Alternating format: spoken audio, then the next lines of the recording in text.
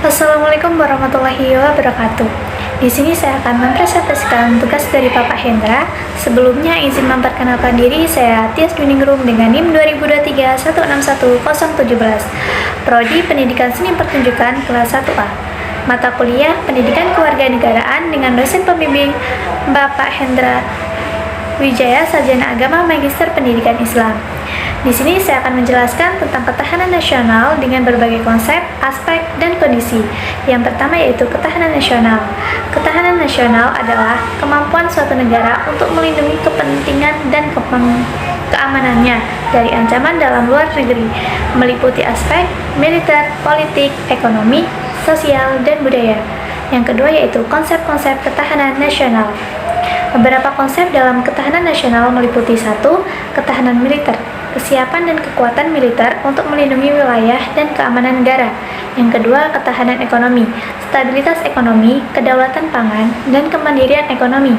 Yang ketiga, ketahanan energi, akses dan stabil dan berkelanjutan terhadap sumber energi yang dibutuhkan. Yang keempat, ketahanan politik, keamanan politik, stabilitas pemerintah, dan pencegahan konflik internal. Yang kelima, ketahanan sosial, kesejahteraan sosial, kesetaraan, dan ketahanan terhadap ancaman sosial seperti kemiskinan dan ketimpangan. Yang keenam, ketahanan lingkungan, perlindungan lingkungan, dan pemeliharaan sumber daya alam yang berkelanjutan.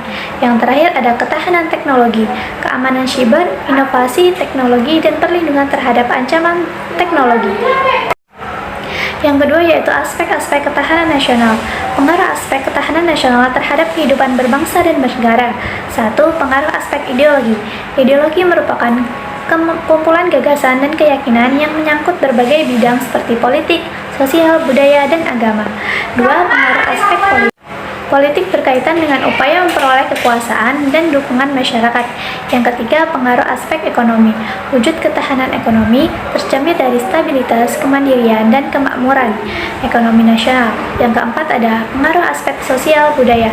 Nilai-nilai Pancasila menjadi pedoman hidup bangsa. Yang kelima ada pengaruh aspek pertahanan dan keamanan. Pertahanan dan keamanan menjadi fondasi utama ketahanan nasional. Yang terakhir yaitu kondisi ketahanan nasional. Kondisi ketahanan nasional suatu negara sangat bervariasi dan dapat dipengaruhi oleh berbagai faktor.